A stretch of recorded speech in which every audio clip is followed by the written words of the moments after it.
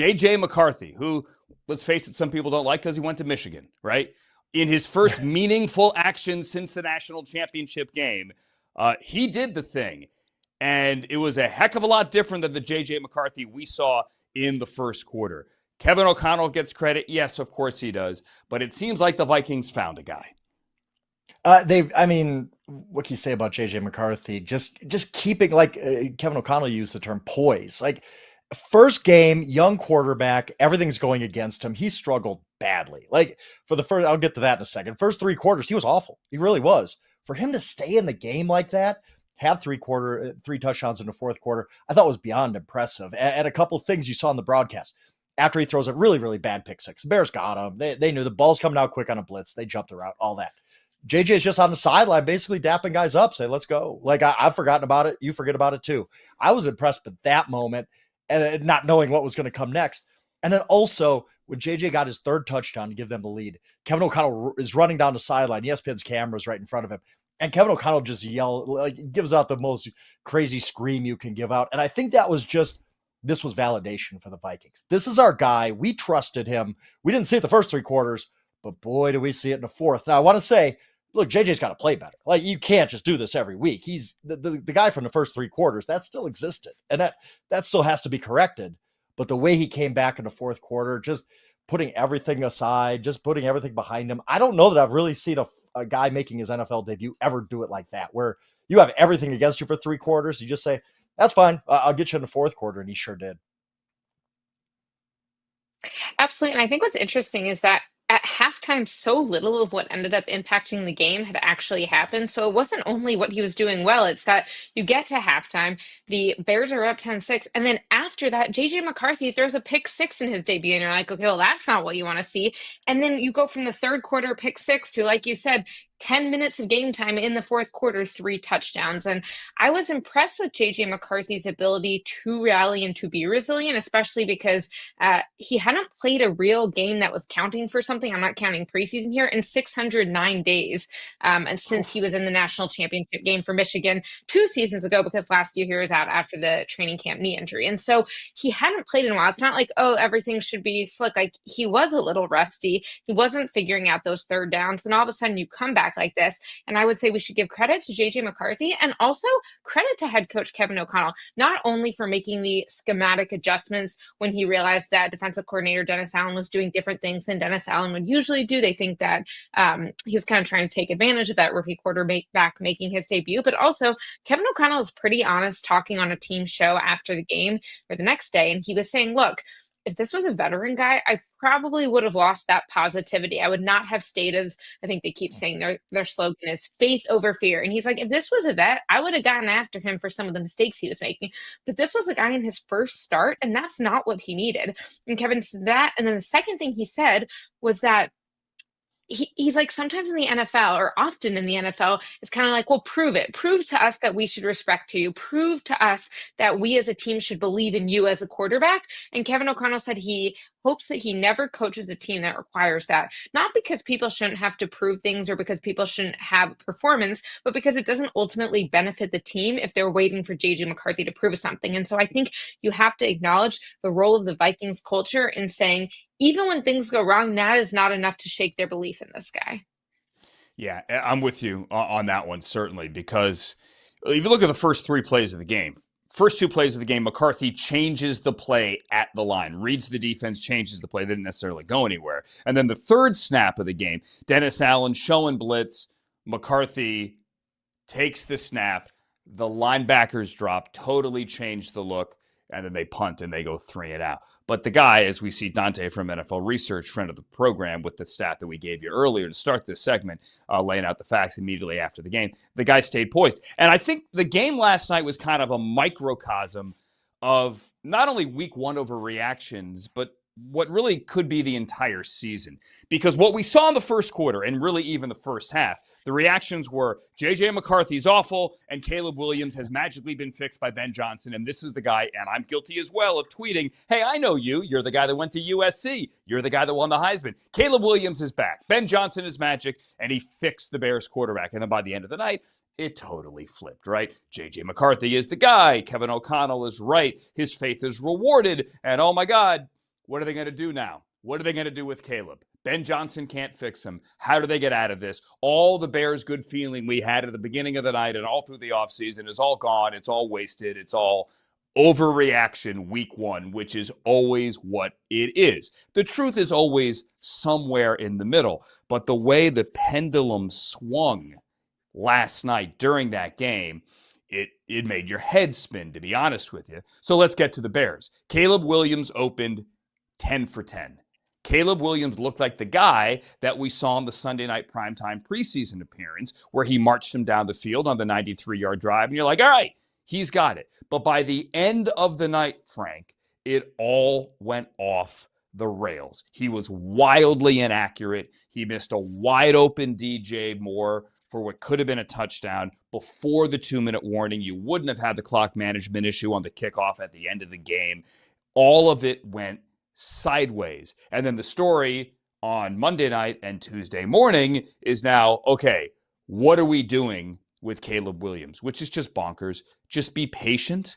Not everything can be fixed in one day. I do agree with you. I mean, and let's say something about Caleb Williams. He's facing a Brian Flores defense. That's tough on any quarterback. Yes. I don't care if you've played 10 years or 1 year like Caleb Williams. But I do have to say, look, we've been making excuses for Caleb Williams now. Like, it's always been, oh, the interior of the offensive line's not good. Oh, the coaches aren't good. Oh, nobody was watching film with him or this or that or that.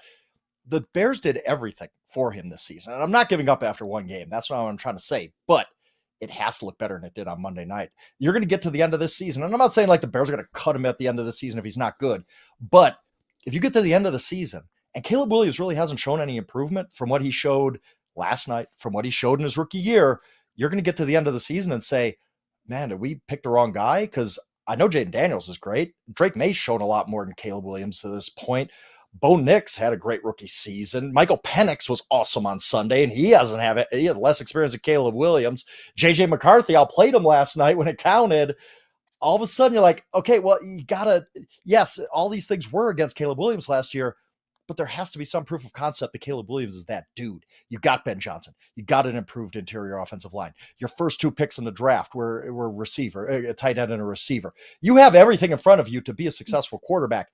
You have to do it. And I'm not saying I'm giving up after one game. Tough assignment against a really, really, really good Vikings defense. It was underrated all offseason. But at some point, there has to be proof of concept that Caleb Williams is that dude.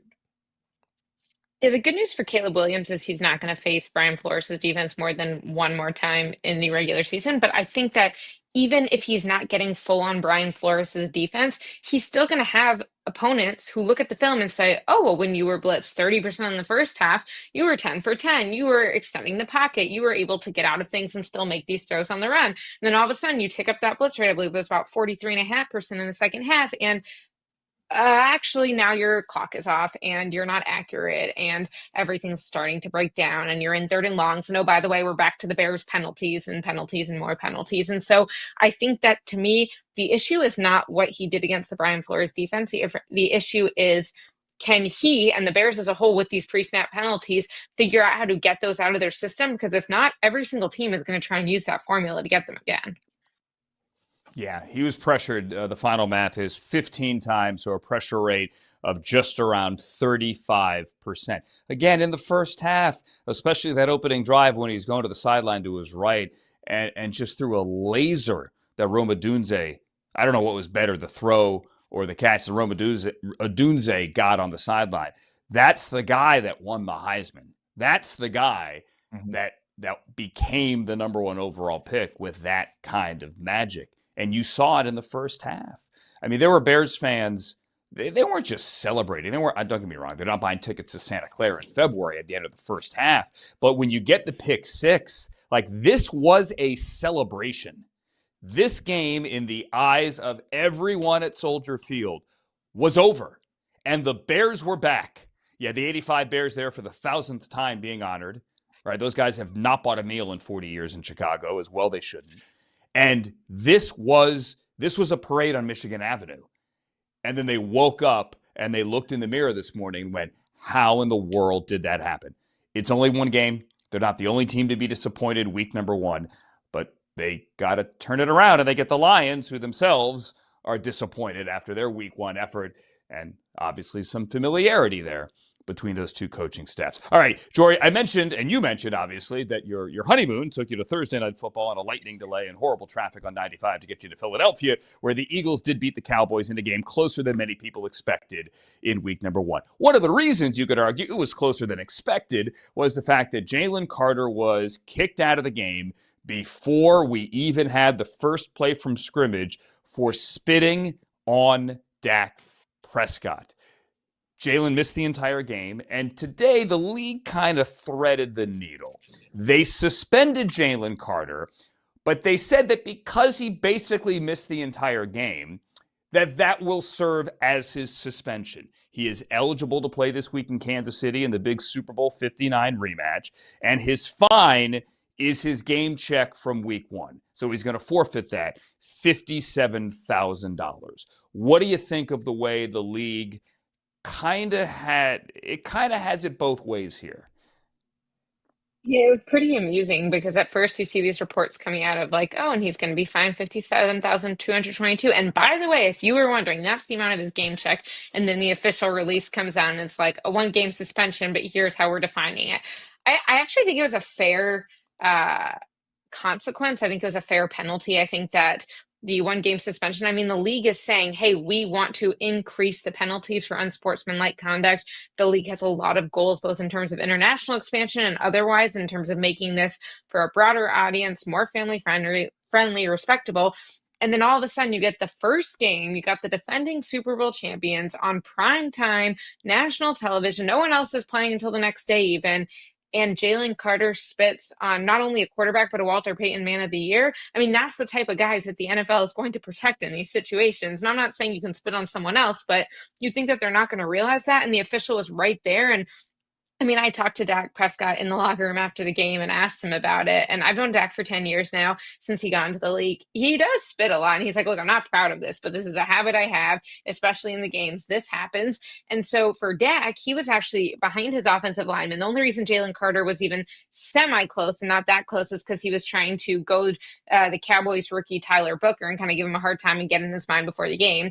Dak needs to spit, doesn't want to spit on his offensive lineman, so he spits just behind them. And Jalen Carter standing back paying attention because he's trying to give the rookie a hard time goes, are you trying to spit on me? And Dak, that was when Dak actually was like, what? He's like, why the F would I want to spit on you? Like, I'm not that type of guy. And then Jalen Carter comes to him and spits on him, and it's on his jersey. So, I mean, it is very different. I know there was all this debate on the internet of who spit where and when and all of that. And it was definitely not what we were expecting for week 1, although I've now gone to Pittsburgh during training camp and reported on DK Metcalf's peeing, and we got spit in Philadelphia. So I don't know what is going on in Pennsylvania. It has been a weird season and we're just in week 1. But all of this is to say, I think it was a reasonable penalty. And I think the league threaded the needle is they don't want him missing the rematch of the Super Bowl champions, because then if the Chiefs win, no one's going to be excited about it. But he did already play here. He missed an entire game. So I think it's reasonable. Yeah, there was a confirmed second spitter. It was Dak. But yes, everything. That's one magic loogie. Everything played out pretty much as it should. It was time served for Jalen Carter, who did miss a game. And look, the Eagles almost lost that game because he wasn't in the lineup. Like, I mean, he is a difference maker, and the Cowboys were in that game. Look, I don't know. Javonte Williams is running up the middle for touchdowns if Jalen Carter's in the middle there, right? Like, so he almost cost his team a game. It was a stupid move by Jalen Carter. Not that I would tell that to his face, because he might pick me up and throw me a mile and a half down the road, or spit on me, maybe. I'd take that over Jalen Carter beating the heck out of me. But it was dumb. It was rash. He got kicked out of a game. He got embarrassed on national TV. I think that's pretty much the punishment. And I do want to say, for all the people who love to say, oh, the NFL is rigged for the Chiefs, the NFL, the NFL could have suspended Jalen Carter for this big game against the Chiefs, right? But they didn't. Like, I just want to put that to bed because I hate it. It's going to come up this year. Oh, and I hate it when people I hate it. Andrew, I hate it so much. Well, look, I caused a little bit of a stir because what was it? Okay, so when Teair Tart, right, Friday night, had the two-hand hit, or the one-hand hit, it's just the big hit to Travis Kelce's head. What was that? How did he not get ejected for that? I thought he should have been thrown out. I didn't buy the explanation. And I remember Puka Nacua got thrown out last year, Rams, Seahawks, and he did have a closed fist, and he delivered it to the side of a guy's helmet. but it was not a forcible blow. I mean, it was just kind of like this. Look, he did it and he got ejected. In terms of like measuring force of the blow to the head, what Tart did was 10 times worse than what Puka did. And they threw him out. It was a closed fist. It didn't look the same. One looked far more violent. I thought Tart should have been thrown out. And then, of course, the comments, 400,000 views later, about Chiefs conspiracies. Please, people, there is no Chiefs conspiracy. Nope. Go take your tinfoil hat somewhere else, please. Just please make it stop. Okay? Please. Please, please. Speaking of conspiracies, Jori, you did cover Aaron Rodgers this past week. Let's get to that. I kid. There was no conspiracy there. Aaron Rodgers and the Steelers went into New York and they beat the Jets. There's a lot to unpack from it, but what you wrote about most notably was Aaron Rodgers coming back and he was taking selfies, and at least outwardly, this wasn't an angry man, but clearly the game meant something to him, whether it's walking off, cupping his ear, hearing it from the crowd there when they were going to the tunnel victorious. It obviously meant something to him. How much to you do you think? My question to you is, how much do you think it meant? It's interesting because it did mean something more than just any opponent, but actually Aaron made it a point to say, if you think this one meant a lot, think about when he, at the end of October, is going to play the Green Bay Packers, whom he spent 18 seasons with rather than 18 games playing for. So this wasn't like the be-all, end-all, the franchise that drafted him type of situation, but I think what's interesting is I believe people kind of missed the point with that press conference, because I'm not trying to defend Aaron Rodgers. This isn't about a defense of it. But if you listen to what Aaron Rodgers says when asked generally about the Jets, it's, hey, here are the 10 guys I'm friends with. Even, Quinnen Williams, who ended up sacking him, he went and talked to as a friend before the game and continued to call him a friend after. Like, this is not about every single person on the team. This is specifically about head coach Aaron Glenn. So when he was asked about the Jets, it was, there's a lot of good people there. And when he was at the stadium, as I wrote in my piece, I'm watching the MetLife Stadium staffers. He's patting one on the shoulder. He's helping another one get a selfie that they wanted with Aaron. Really, the question was, as y'all said on the show yesterday, when he was asked if it meant something against Aaron Glenn, who told him he was not the right quarterback for the Jets, Aaron said, one, yes, he did tell me that. And then he said it felt good to beat everybody associated with the Jets because he just didn't want to give Aaron Glenn the satisfaction, I think, of getting him by name. So to me, this is a yes, it meant more. And he had his couple moments, but to me, the number one takeaway being in that locker room was that this was a team that acted like it's been there before and it had somewhere else it wanted to be, not that day, but in terms of there were bigger goals this season. It felt so different than when Aaron Rodgers was with the Jets and they would have a win. And again, not trying to knock the Jets, but that just felt like a team that Aaron Rodgers is on a pedestal for. And if you want proof of that pedestal, look at who the coaching staff and the roster came to resemble and all the people they let Aaron bring in. And this was the team that said, we're going to put you on the pedestal and hope that you can carry us to the promised land. And the Steelers much more feel like a team that say, hey, Aaron, we need a quarterback. We already have a leader in Mike Tomlin. We already have Jalen Ramsey here, and DK Metcalf's going to do this. And oh, by the way, can you come in? You're going to lead the league with 4 passing touchdowns in the first week. But it's not only going to be about you. And that is just a huge change from what we saw from Aaron the past couple of years.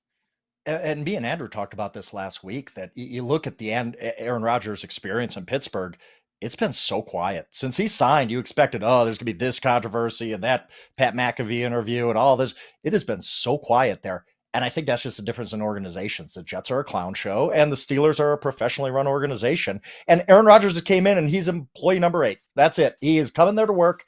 And by the way, he looked really good on Sunday. He wasn't MVP Aaron Rodgers because that is not going to happen anymore. But at his age, there's only been one player to have a good season at quarterback ever.